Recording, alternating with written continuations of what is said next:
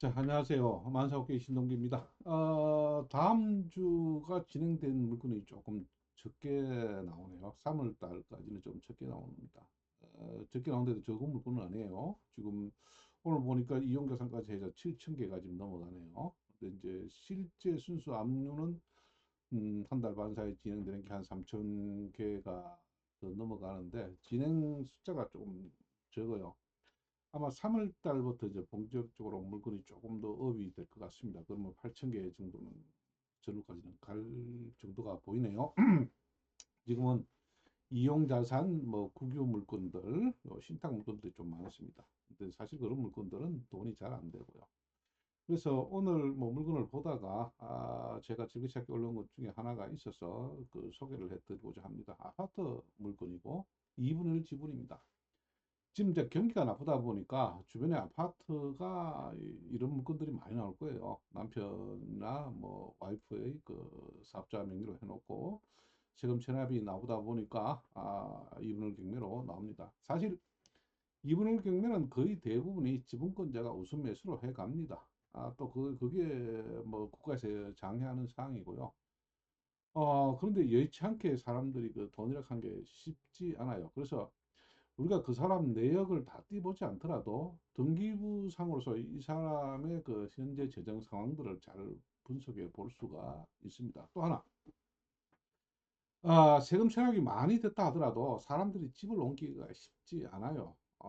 그렇습니다. 그런데 이제 사람들이 일이 막히다 보니까 뭐 일정 금액의 압류로 진행이 되다 보면은 물론 뒤에 더 큰 금액이 있다 하더라도 공매락하는 거는 주관사라는 게 있습니다.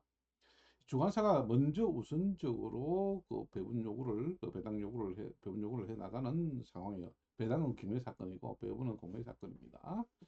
배분을 하다 보면은 당황하면은 그냥 넘어가는 수가 있습니다. 근데 이제 제가 강의 도중 종종 한 게 이제 도장값 사례를 설명을 드리죠. 저 같은 경우도 한 4건의 실제 사례가 존재를 하고요. 아파트가 최근에 그 한 개 진행이 되어 있습니다. 이게 무슨 말이냐 하면은 우리가 공매 지분이라든지 물건의 낙찰을 받고 나서 매각이 결정되고 나면, 그러니까 매각이 결정되기 전까지는 체납자가 세금 체납 세금을 다 갚지 않더라도 일부라도 그 상환을 한다면 공매를 중지할 수 있습니다. 주관사가 동의를 하면. 공매 자체의 특성이 세금을 일부라도 받기 위해서 진행하는 겁니다. 다 받는 게 아니고 일부라도 내란 얘기예요.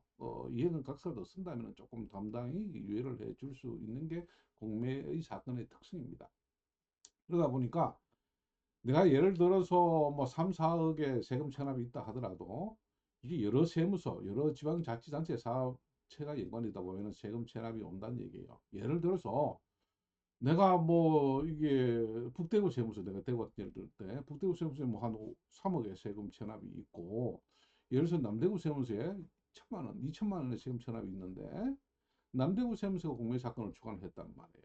그러면은 그게 한 2천만 원이면 3억 2천 전체 이제 세금 체납이 3억 2천이라고 놓고 볼 때 3억 2천을 다 갚아야 공매가 취하되는 게 아니고 지금 공매를 진행하는 2천만 원만 우선 갚으면 공매는 취하된다는 겁니다.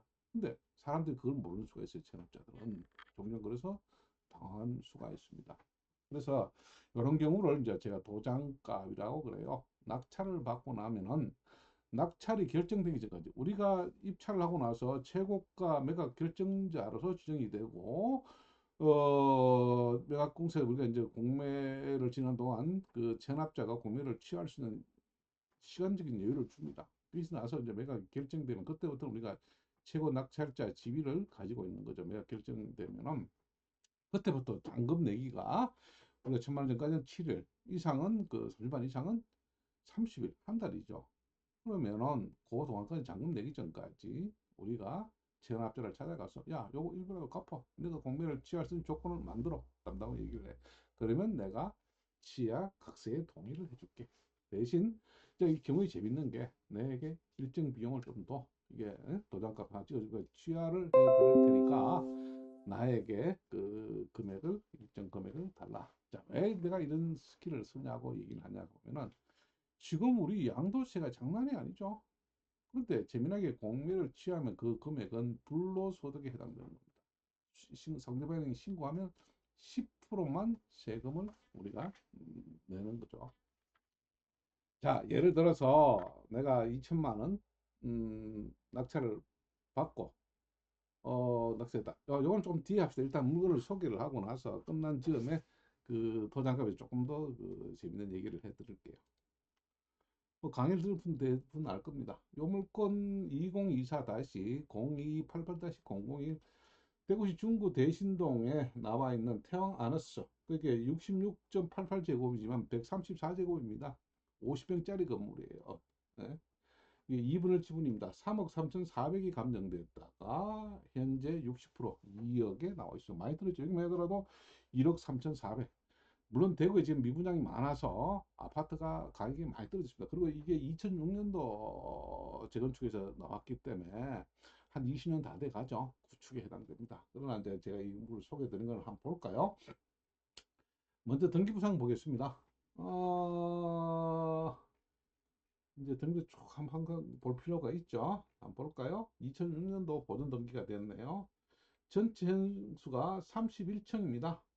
31층. 31층에 30층입니다. 31층에 30층이죠. 여기 31층. 현재는 30층이에요. 그러면 뷰는 잘 나오겠죠? 저장기만 이제 뷰는 사실 그 뒤쪽에 고층이 있지 앞쪽으로는 시내 도심이 보이는데 아마 환하게 보이고 804 앞산이 다 내다보고 전망은 죽일 겁니다. 그래서 일단 뷰는 잘 나온다. 장점이 하나 있죠. 구축이지만 대신동 이 재건축 조합이고요. 여기 이종화에 나왔고 소유권이 최영두, 김명정이 2013년도에 3억 6,200 저점이죠. 이때 매매가 하나 일어났고 김원선이 이거 2023년도 4월 10일 항상 고점에 올라갔다가 조금 떨어지는 시점입니다. 이 최고점에 올라갔다가 대구에 21년도부터 아파트가 해서 22년도까지 최고점을 찍었습니다. 그래서 이제 내리막이 내려오는 시점이죠. 조금 불안한 시점에서 고점에서 이제 꺾어지는 시점에서 이 매입을 했네요. 이때 6억 2,500에 부부가 김원선 손영기가 23년 4월 10일 날 매입을 하고 들어와 살고 있습니다. 그리고 막바로 압류가 들어왔네요. 거기서 들어오고 손영기 압류입니다. 건당이 청신신용협동조합이 2억 7,800 2억 손윤기 또 그다음에 자기 형제가 아니네요. 동생이 뭐 보입니다. 연기 윤기 2억도 설정을 또 해놨네요. 그러면 가족에게도 돈을 빌렸다 하는 게 나오죠. 그리고 6억 2,500의 매매 사례가 뜨고 있네요. 자, 이 상황을 24년도 고점에서 꺾어진 걸 하고 그다음에 나오죠. 그다음에 제가 이제 공매재산 매각 증서 이거 지금 중요합니다. 여러분들도 지금 낙찰을 받고 이걸 필히 이걸 그 복사를 해놔야 돼요. 요게 문제가 있으면 보통 한 3개월 지나면 한 2개월 정도 지나면 거의 사라져 버립니다. 그전까지는 계속 유지를 했는데 이제 문제가 되니까 자산공사에서 담당 직원들이 요 내역이 문제가 생기면은 없애버려요. 매각 결정도 완료되고 나면. 근데 우리가 이해관계가 있고 소송하고 있으면 이 기본 자료를 가지고 가야 됩니다. 공매 하자가 있으면 10하고 11 걸어야 되는 거예요. 이 대장들 요 부분들을 면적하고 크기 우리는 요걸 보고 산 거예요. 그래서 재산의 감액이 있을 때는 뭐 공매 금액을 취하하든지 좀 감액을 요청한다든지 할 수 있는 상황이 됩니다. 그리고 여기 재산 명세서 여기에 대해서 상황들이 다 나와 있습니다. 우리가 경매 사건 같으면 매각 물건 명세서와 똑같은 얘기예요. 짧지만 300동에서 1030층에 102동에 3001호다. 전입일자 23년 4월 19일 날 손년기다. 매각 정보 필요하죠. 배분 요구 임차인 있다면 배분 요구 종기일도 잘 파악을 하셔야 되고요. 임차인입니다. 뭐 답변하겠죠. 창신신용에서 2억 4,200. 그다음에 북대구 세무서가 2억 100. 지금 공매를 그다음에 이 재밌는 게 24년도 4월 10일부터 사이에 250만 원 정도. 많지는 않네요, 전세가. 저도 뭐 의지라도 한 50만 원, 법인 개인은 50만 원, 법인 또 내고 나면 거의 100만 원까지 내는데 많지는 않습니다. 남대구 세무서 2,675만 원. 요게 문제입니다. 요 금액이 공매가 진행하는. 그러면 이 물건의 가치가 다시 한번 볼까요? 23년도 4월 11일 날 매매를 했죠. 건저당이 요날 2억 천이 됐고요. 여기 저기 됐다고 된 거 하네. 지금 40분 나오니까. 그 다음에 요 남대구 세무서 한번 보세요.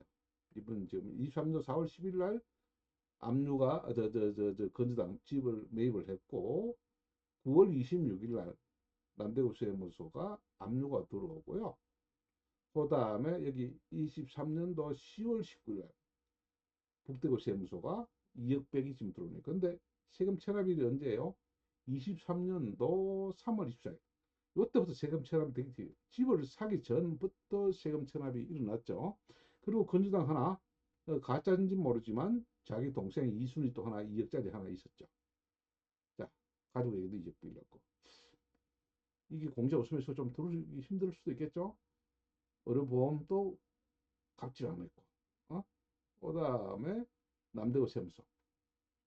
조금 어려울 수도 있겠다. 이래서 지금 경매가 그냥 진행되는 걸로 늦게 갈 수가 있겠네요. 자, 이 물건의 가치를 아시를 통해서 보면은 자, 위치가 최고점이 50평이 요 통상적으로 2019년쯤 하면 18년도 5억 8천 2019년도 되고 오기 직전에 그게 지금 아파트 가격 요 정도 금액에 18년도 19년도를 보면은 그 지금 그 큰 문제는 없어요. 그러면 요때 5억 9천 정도가 평상시로 나오네요. 지금 현재 5억 7천 9백 여기는 21층이고 5억 7천 7백 7층 원래 작년에 이렇게 매매가 됐네요. 6억 2,500 요거 지금 50평대 기준으로 할 때 최고 7억 7천까지 있고요. 현재 전세가 재미난 게 3억 4,200 전세가 지금 최근에 작년 12월 달에 3억 8천 그러니까 1억 9천 정도는 보존된다는 얘기네요. 자, 위치 한번 다시 한번 볼까요? 자, 이 위치가 아까 구축 20년 됐지만 장점이 뭐 제가 첫 번째 한 게 뷰가 좋다 그랬죠. 두 번째 뭐 대구는 다 아시겠지만 여기 대구 1호선 지나가는 대구 청라 언덕역입니다. 바로 역세권이 초역세권이죠. 여기 대구의 구도심입니다. 자, 여기 두리공원 대구 조심하는 제일 큰 두리공원이 있죠. 직선거리로 뭐 2km 채 안 됩니다. 여기 1km 500에 달성공원이 있고요. 시내 도심 방울단까지 대구역까지 2km 채 안 되는 겁니다. 롯데백화점까지. 자, 이 바로 옆에 현대백화점 1km 채 안 되죠. 뭐 5, 600밖에 안 될 겁니다. 500, 한 700 되겠네요. 그 다음에 재미난 게 서문시장 나와서 500m 이내 거리 있어요. 물론 이전했지만 동산병원도 있고요. 요 바로 옆에 초등학교 개성중학교, 개성초등학교, 성명여자중학교 역세권이죠. 애들이 역세권이고 그다음 더블 역세권입니다. 3호선이 지나가고요. 네. 또 2호선 들어가고 재미나죠? 이렇게 2호선이고. 그래서 초도심의 물건입니다. 그래서 제가 이제 추천을 드리는 건데 이 물건 공유자 우선 매수 아까 세금 체납액이 2억 7천 2,700 정도였죠. 2,700 중에 다 갚지 않는데 일부만 갚으면 공유에 취해야 됩니다. 아마 한번 입찰을 해보세요. 뭐 높지만 그냥 이 요 금액들만 혹시 여유 있는 분들은 단타를 생각하시고 지금 최소한도로 이 물건이 5억 5천 정도 내지 5억 6천 정도 최저로 지금 잡아도 2억 8천 정도 되죠. 이번을 지분이면 한 8천만 원 갭이 있죠. 7억까지 넘어간다면 더 땡큐한 경우지만 구축이니까 지금 그 감정이 적당하다고 저는 보여집니다. 그래서 오르기 직전 정도의 그 감으로 보시고 이 구축은 많이 떨어지지도 않고 많이 올라가지도 않아요.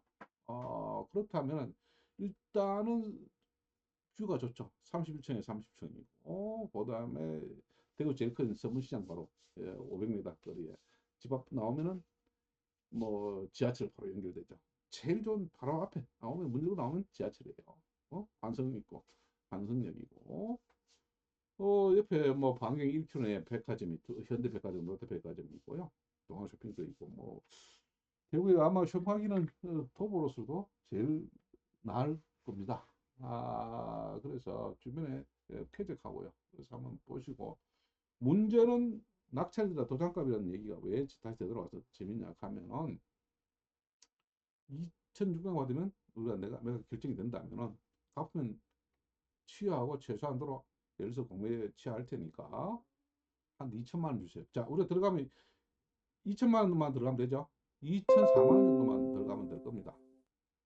2천만 원 정도 들어가면 이 보증금 넣고 매각이 결정이 된다면 잔금을 내기 전에 혹시 공짜 매수가 들어오지 않아서 자기네가 포기를 하고 지금 건지당도 동생한테도 돈 또 빌렸고 세금 체납하고 건지당까지 나가버리면은 겁이 나서 못하죠. 지금 당장 그 보니까 보험도 갑자기 못하고 이래저래 얘기가 줄어들 수도 있는 상황이 됩니다. 근데 실제 금액은 좀 많이 떨어졌죠. 지분만 하더라도 지분상만 하더라도 1억 한 3천 정도가 좀 떨어졌는데 자 2천만 원 주기 공매에 좀 취하실 방법 한번 가져봐 얘기해 줄 수가 있단 말이야. 예를 들어서 자 내가 공매를 취한 적으로 2천만 원 받았다. 이게 왜 재미나냐 하면은 여기에서 지금 이제 내가 그렇게 취할 시기에 했던 이 체납자 손영기 씨가 남대구 세금 찾아가면 세무서 문제 얘기하세요. 요 세금 다 갚으세요. 얘기를 할 겁니다. 2,700이라 그랬죠. 그러면 거기서 욕을 합니다. 2,700 당신이 다 갚을래? 아니면 보증금을 가져갈 수도 있겠다는 얘기입니다. 가져가고 나머지 할 수가 있다는 얘기예요. 우리 입장에서는 경우에 따라 두 가지 방법이에요.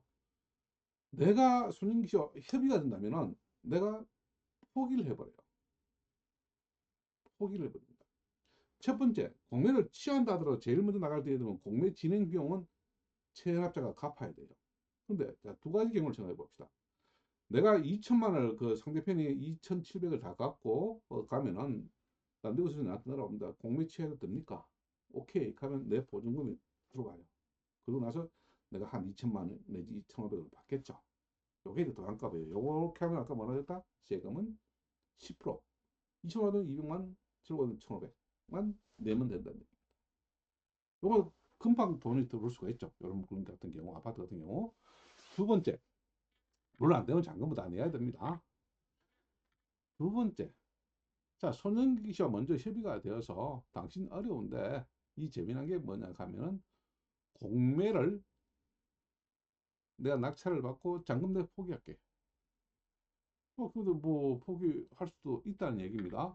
가능 같은 경우도 저 같은 경우도 한 두 번 지금 보증금 포기를 했습니다. 물론 뭐 150만 원, 200만 원이니까 경우에 따라서 그럴 수도 있겠지만 2천만 원, 뭐 우리 얘기 듣죠. 돈 대출 안 돼서 힘들어서 뭐 포기할 수도 있다. 뭐 그렇게 얘기하면 되죠.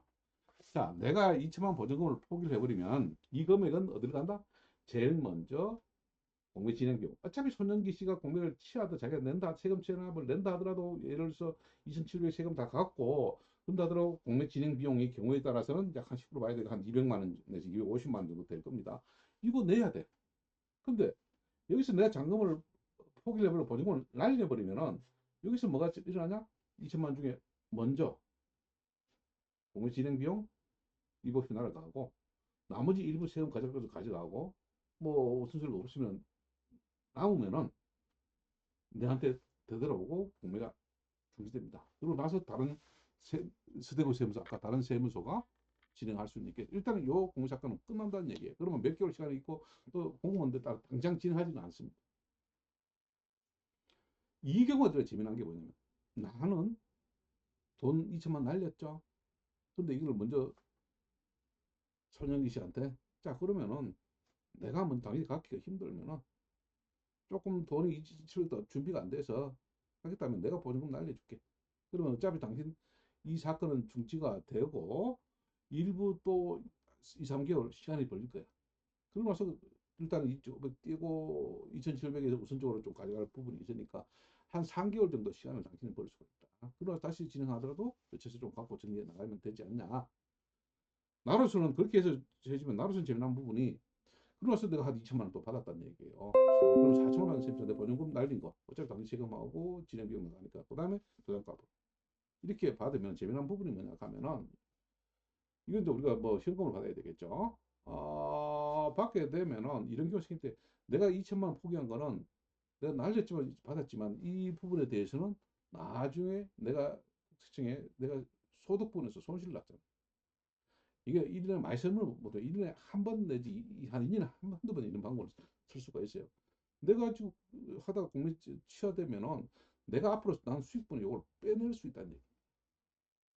손실 보전할 수 있다는 얘기. 그리고 불로소득 부분은 뭐 공무원에서 가져올 수 있고. 물론 나중에 깊이 들어가면 문제가 될 여지도 있겠지만, 예?